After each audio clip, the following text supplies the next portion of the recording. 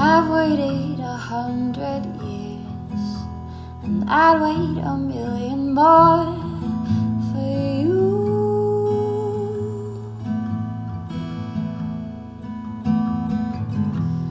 Nothing prepared me for the privilege of being yours would do.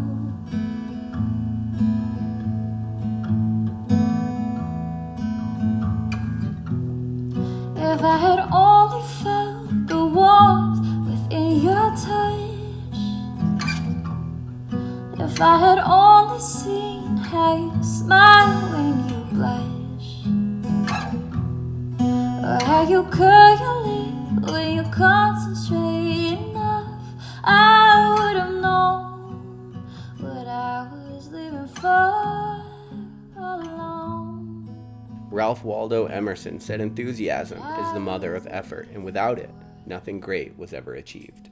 Welcome back to another episode of Morning Coffee. I'm Rick Alexander. I host all of the Morning Coffee episodes. You can follow me at @RickAlexander_ and at the Morning Coffee Podcast. Of course, I know I often tend to take a little bit of a different angle than some of the industry does to growth and what gets in our way of growth. That's what I really like to talk about because, I spent so much of my life trying to grow somewhere, having this idea of what I could be. And every time I tried to move toward it, I felt fear and I felt shame and I felt guilt and I felt all the other bullshit that we tend to bring with us from childhood. And so if you feel those things and you hear my words and the message is resonating with you on some level, I think the best compliment you could give me is to share this show with somebody else who also struggles with those things, because, the only difference is I still struggle with them now, right? The only difference is I become aware of them a little bit quicker and I'm far less likely to let them run my life. And so that's one of the beauties of the worldview that I've come to shape in my efforts to success and my efforts to achieve certain things in life. Like one of the biggest things that I credit myself with, or one of the biggest factors of my growth that I credit myself with, is this ability to look back and reframe failure as like learning points and not have it say so much about me. Although it wasn't always that way, right? Like when I first started shouldering failure, it was a little bit crushing. And luckily social media wasn't even around when I first started shouldering failure, because that adds another sort of element to it. But one of the things that I wanted to talk about in the next two episodes are some of the intimate struggles that I've had on my growth journey. And so the struggle that I'm going to talk about today was born of one of my first like real big, we'll call them like sort of public failures.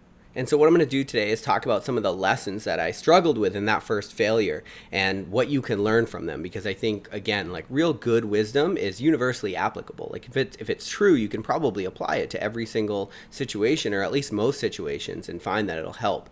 And so this is something that I've applied to many situations since that first failure.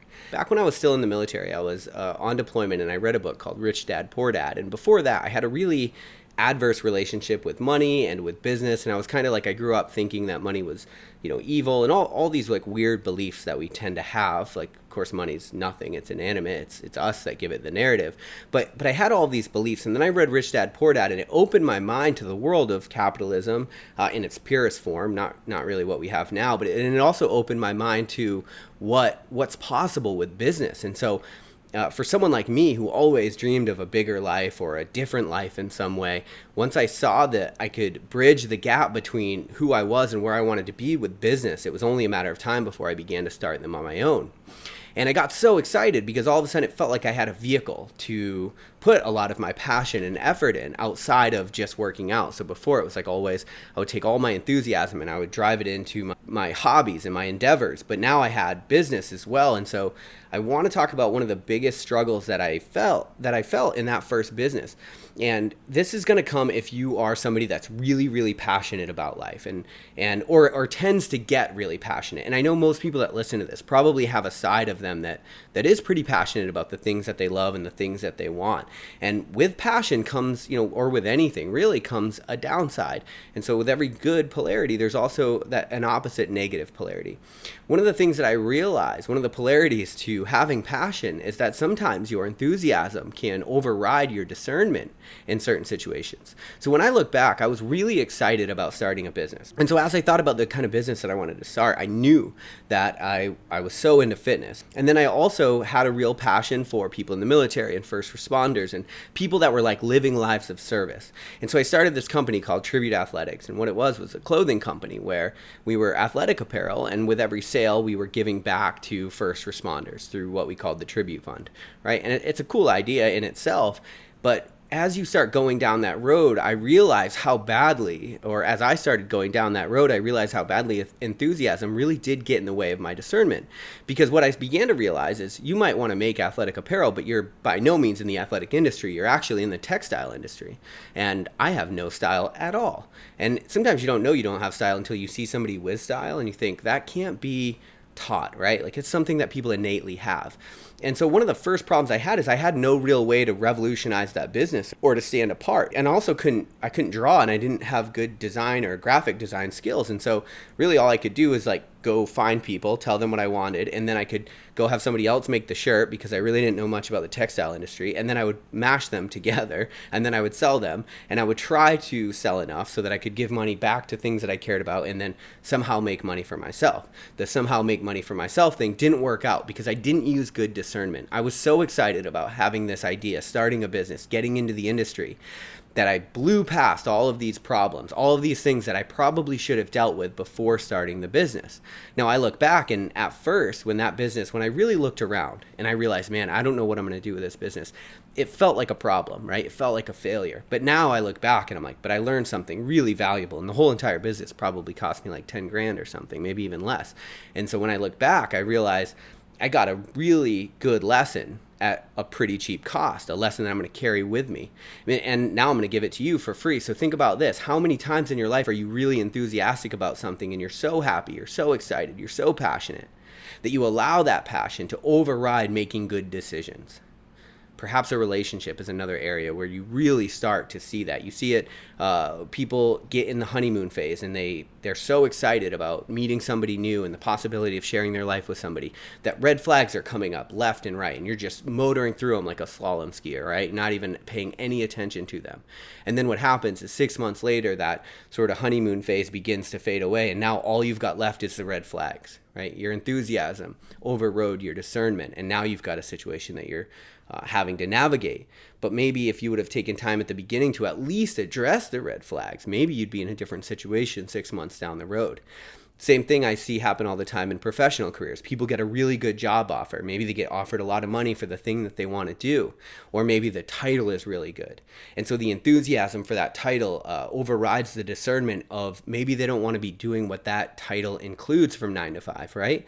Everybody wants to put CEO on their business card, but do people really want to manage people from 9 to 5? Do you really want to make really tough decisions from 9 to 5 that have to do with the well-being of other humans, right? And do you want to do that from an office with a spreadsheet? So, I mean, it might not look like that, but it's something to consider. You can't let your passion for whatever is coming up override your discernment, because your discernment is the thing that you have to that allows you to navigate properly.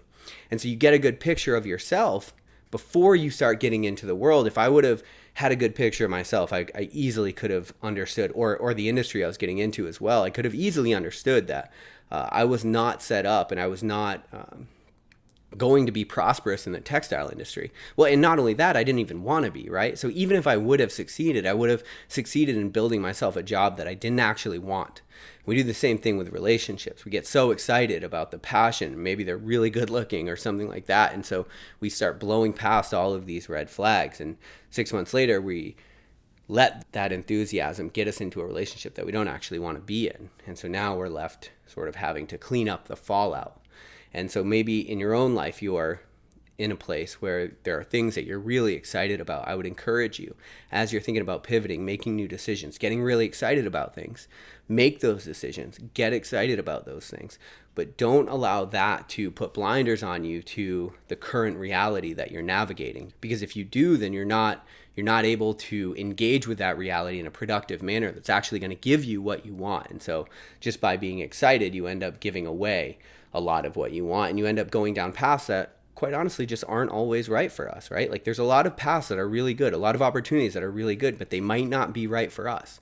It's only discernment. It's only through like really objective and proper discernment can we figure out whether that path is actually right for us. And so you have to be careful that you don't allow your enthusiasm to cloud your judgment.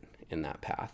That's been my experience, and I've applied it to most things since then, and that's been great too. So hopefully you can look through your own life, comb it for where some of the things that you're really excited about might be getting in the way of your better judgment, and just address those things as they are, right? Nothing good is going to come because you put your head in the sand and chose not to address it. Like eventually the things that we speed past, they're going to come back up, right? It's just like you can't suppress behavior. It will always come back up.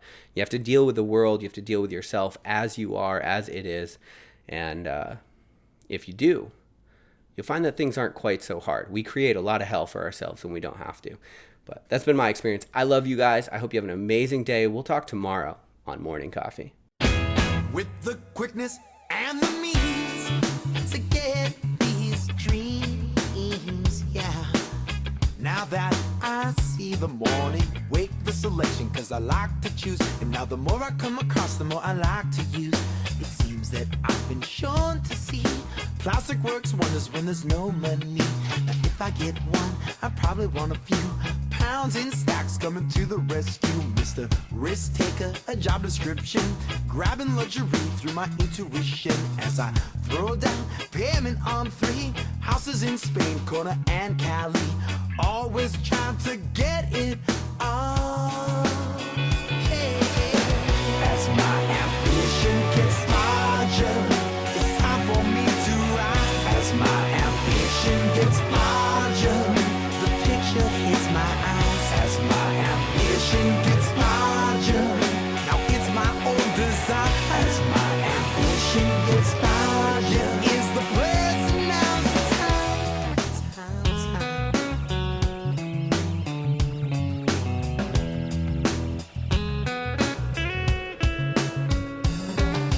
Come with it, your sexy body is equipped. My blue underwear, girl. All that you get me into.